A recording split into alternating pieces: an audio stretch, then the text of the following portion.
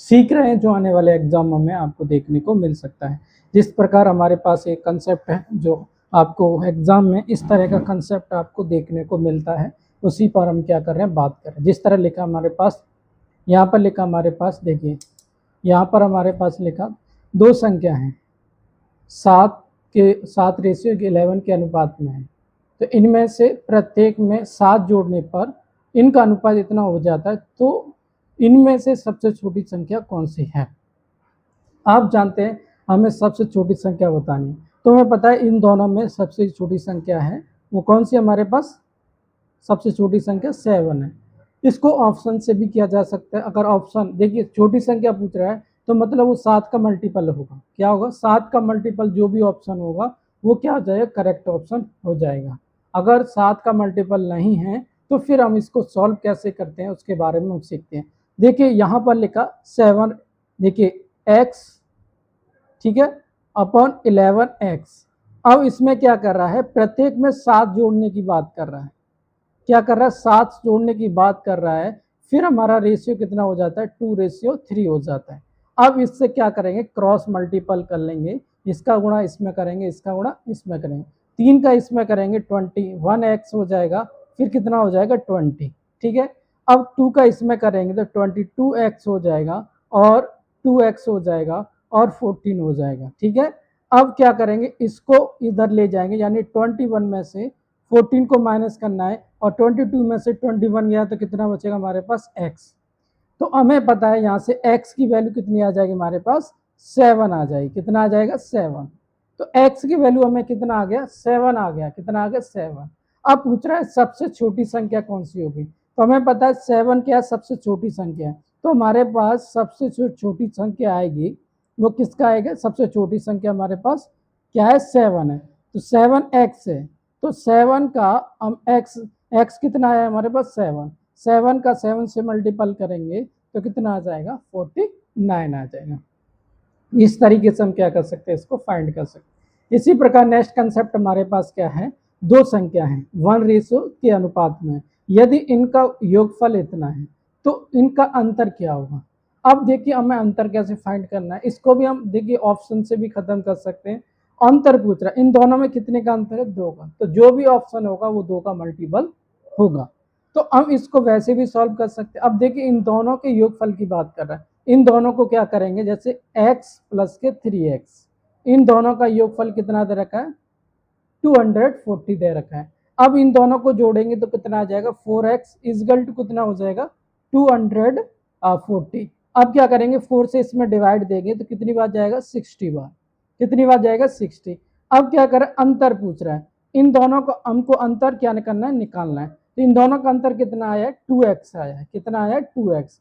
अब देखिए x की वैल्यू कितना है हमारे पास, 60, और 2 का 60 से मल्टीप्लाई करेंगे तो 120 आंसर हो जाएगा। इस तरीके से हम आसान तरीके से इसको सॉल्व कर सकते हैं।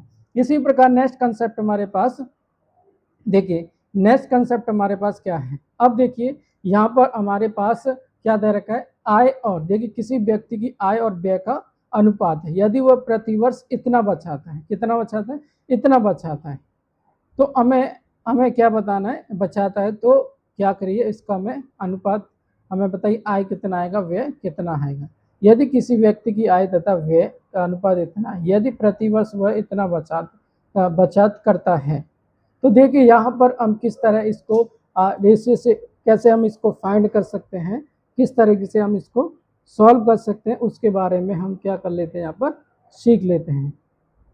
तो आप इस बात को यहाँ पर समझिए और सीखिए किस तरह इसको हमको क्या करना है, फाइंड करना है।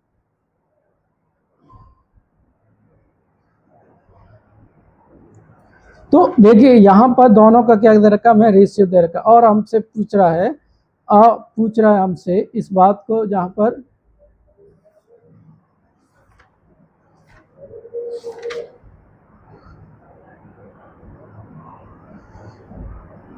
तो हमें बचत के बारे में, बचत करता है तो कितना यहाँ पर आएगा उसका आंसर क्या। अब देखिए हमारे पास आय और व्यय, हमें पता है आय कब आता है हमारे पास,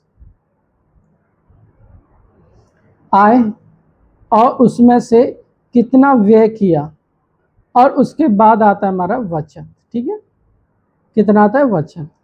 तो इसको हम फाइंड कैसे कर सकते हैं, इसको हम देखिए, हमारे पास आय कितना है 11x और व्यय कितना है 10। अब बचत कितना होगा, आप जानते हैं बचत निकालना है तो यहाँ से हमें बचत कितना होगा 11x में से 10x को क्या कर देंगे माइनस कर देंगे, तो यहाँ से क्या आ जाएगा हमारा x आ जाएगा। ये हमारी क्या होगी, हमारी बचत हो गई।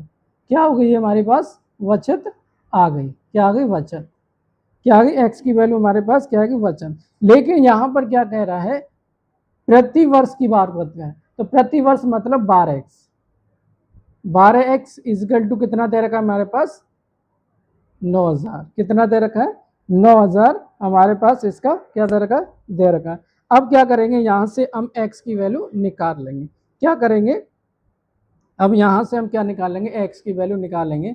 x की वैल्यू इसके यहाँ से निकल के आएगी 12 सत्ते 84 और 12 60 और 0, यानी कि x की वैल्यू यहाँ से हमारी ये आ गई। और हमें पूछ रहा है मासिक आय कितना होगा। मासिक आय की बात कर रहे हैं, तो मासिक आय कितनी थी हमारे पास, इतना था 11x। तो यहाँ पर 11x का इससे क्या करेंगे मल्टीपल कर देंगे, तो हमारा यहाँ से जो आंसर निकल के आएगा 82,000, वो 8,250 यहाँ से हमारा आंसर निकल कर आएगा। ये देखिए एक बार और समझ लीजिए इसको, यदि व्यक्ति की आय और व्यय का रेशियो दे रखा है और वो प्रति वर्ष कितना बचाता है 9,000 रुपये बचाता है, तो पूछ रहा है आय कितना आएगा हमारा। तो देखिए यहाँ से अब देखिए पहले हमें पता है आय बराबर, देखिए आय माइनस व्यय बराबर क्या होता है बचत। आय हमारे पास कितना है 11x और व्यय कितना है 10x, इसमें से इसको माइनस कर देंगे x आ गया। अब ये क्या कह रहा है प्रति वर्ष की बात कर रहा है, तो कितना हो जाएगा 12x बराबर कितना दे रखा है हमारे पास 9,000 रुपये दे रखा है। x की वैल्यू कितना आ जाएगा 750।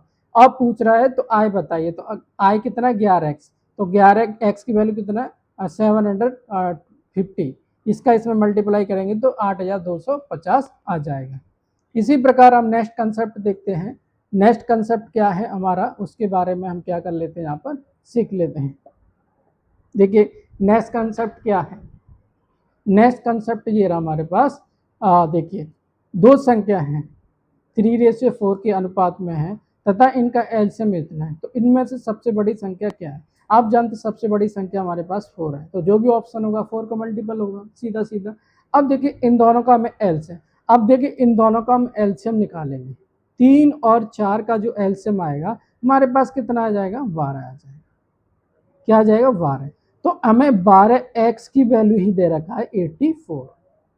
अब यहाँ से x की वैल्यू निकालेंगे तो कितना आ जाएगा 7 आ जाएगा।